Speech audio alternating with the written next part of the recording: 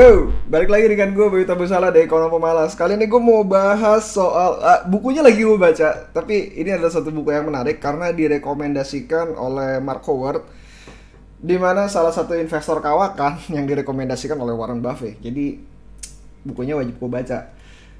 Bukunya tentang bias dan kenapa bias itu terjadi dan bagaimana cara menanggapinya, dan kemungkinan besar karena lu pun udah tahu dengan bias tersebut, lu pasti akan terus melakukannya juga, sadar atau tanpa disadari. Nah, yang menarik di bab pertama adalah mengenai sebuah kalimat yang mengatakan bahwa tantangan itu uh, bisa membuat orang punya nilai lebih terhadap sesuatu yang ditantangnya. Nah, eh, dalam buku itu sebenarnya ada satu kasus di mana mereka melakukan percobaan terhadap random people. Orang-orang tersebut dia di-assign kepada satu fraternity, atau gue bilang klub aja lah, sebuah klub di US. Maksudnya kayak klub untuk alumni dan segala macam lah. Gue nggak ngerti juga soal fraternity. Persaudaraan lah. Nah, kalau misalkan lu masuk ke sebuah klub, ada istilahnya kata pelonco juga di sana. Jadi kayak kalau lu masuk ke klub yang bagus banget, pelonconya lebih kuat.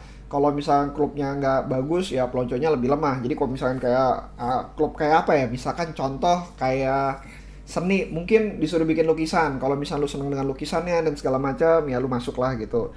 Tapi kalau misalkan lu mau masuk satu bagian dari geng kayak gitu, geng motor dan segala macam, kayaknya pelonconya lebih kuat lagi gitu. Lu bakalan ke gunung segala macam, physically, mentally bakalan di apa diuji lah gitu, intinya kayak gitu. Nah, uh, mereka desain masuk ke sebuah klub, dan masing-masing orang ini tuh dapat random test. Jadi ada yang tesnya murah, random tasnya gampang, ada yang tasnya susah. Jadi kayak yang satu dapat pelonconya gampang, ya paling cuma suruh jalan jongkok kali ya, gue nggak ngerti juga, atau cuma suruh baca buku keras-keras gitu. Yang lain suruh nyebutin kalimat yang berbau-bau seks segala macam, tapi di tempat yang umum dan semua orang bisa ngelihat.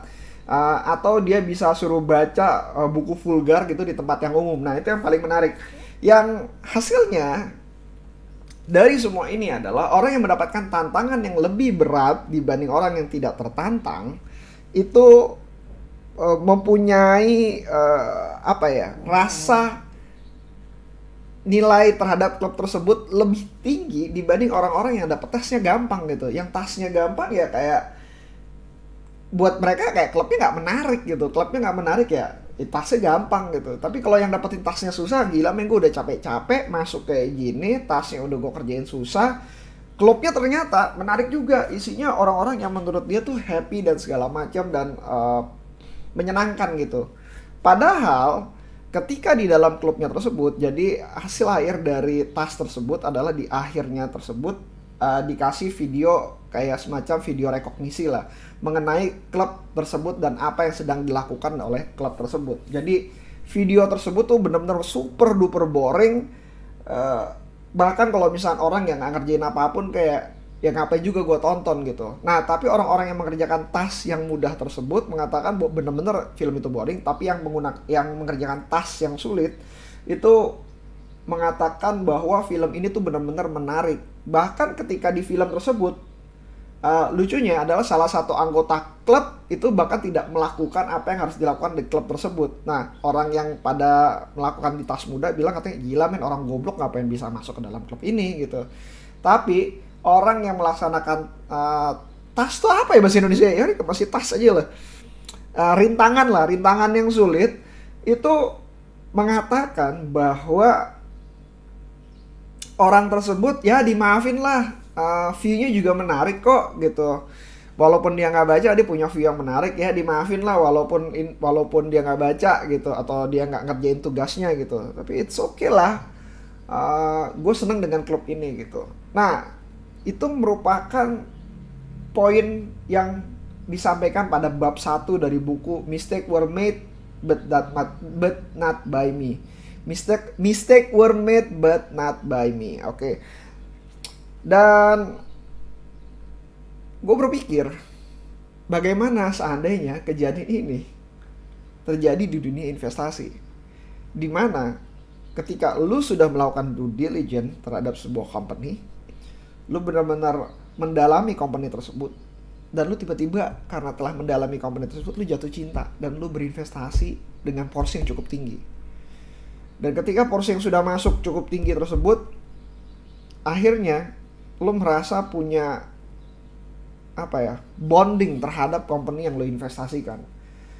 Karena lu udah melakukan task yang sulit, lu sudah investasi dengan cukup besar, lu punya bonding terhadap perusahaan tersebut. Problemnya adalah yang lu kerjakan salah. Tapi yang lu kerjakan juga rumit gitu. Yang lu kerjakan bukan salah sih, hasilnya tidak sesuai dengan keinginan lu. Hasilnya ketika lu berinvestasi di satu company tersebut, ternyata company tersebut tidak mengerjakan apa yang lu bayangkan, dan lu nggak synchronize your goals with management gitu.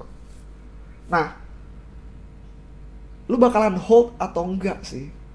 Even though kalau lu udah tahu bahwa lu harus melepas, ketika perasaan yang sama nggak bakalan terjadi ketika lu benar-benar telah memegang perusahaan tersebut. Maka dari itu salah satu investor kawakan yang gue pernah ketemu, dia berkata bahwa pemikiran yang paling murni adalah ketika lu tidak punya barang tersebut. Ketika lu nggak punya barang tersebut, ketika lu dihadapkan pada harga sekarang, apa yang lu harus lakukan? Beli atau enggak? Bukan ketika lu telah memiliki perusahaan tersebut, sehingga yang lu lakukan dalam pikiran lu adalah lu istilahnya bias kepemilikan itu, lu mencari cara atau jalan untuk membuat apa yang telah lu kerjakan itu benar, sehingga lu benar-benar kayak bias untuk tidak mencari hal yang negatif terhadap company tersebut, tapi lu melihat hal-hal yang positif terhadap company tersebut. Entah itu makroekonominya, entah itu manajemennya, entah itu apa yang sedang dia kerjakan. Walaupun sekecil apapun lu beranggapan bahwa itu positif. Padahal apapun yang dikerjakan dalam dunia investasi bisa positif, bisa negatif, tergantung dari sisi orangnya.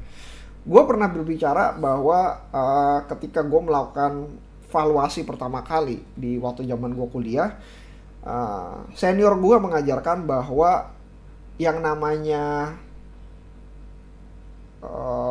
reason itu bisa dicari. Kalau lu pengen bilang beli, reason hal yang sama mengenai company tersebut, lu bisa menjadi reason yang bagus. Kalau lu pengen bilang jual, hal yang sama lu bisa bilang reason itu jelek. Contohnya adalah ketika lu perusahaan tersebut punya hutang yang cukup banyak. Apa yang lu lakukan? Ketika hutang tersebut cukup banyak, dan ketika lu memiliki company dan lu pengen buy terus dengan company tersebut, lu bakalan beranggapan bahwa utangnya bagus, bisa dibayar, cash flow-nya kuat, dan and so on. Lu bakalan cari pembenaran terhadap apa yang telah lu kerjakan. Tapi ketika company tersebut lu bilang katanya, gue pengen jual, dan dia punya utang yang sama dengan ceteris paribus, lu bakalan beranggapan itu jelek. Lah, dia punya utang gede banget. Ada banyak company di luar sana yang gak punya utang. Ngapain dia ngutang? Cash flow-nya gede, tapi dia gak mau bayar. Wah, ini kacau nih perusahaan. Wah, ini dividennya terlalu besar, sehingga dia gak bisa bayar utang.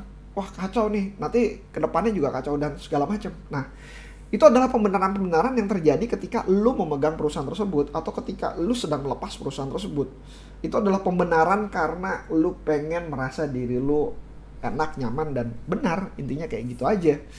So, apa yang mesti lo lakuin kalau menurut gue adalah coba berpikir ketika lo tidak memiliki perusahaan tersebut. Itu yang pertama. Kedua, coba berpikir sejernih mungkin. Dan gue beranggapan forecast is some kind of bullshit things, bisa membantu, kebanyakan enggak. Tapi menurut gue akan jauh lebih baik lo meminimalisir resiko. Dan ketika resiko tersebut sudah tidak bisa lo nikmati lagi dalam tanda kutip, maka lo keluar. So, That's it. Kalau ada pertanyaan seperti biasa ke Instagram gue di @bayutabusala, DM aja, gue dengan senang hati akan balas. Atau masuk Gmail gue di bayutabusala@gmail.com. And then don't forget to subscribe my YouTube.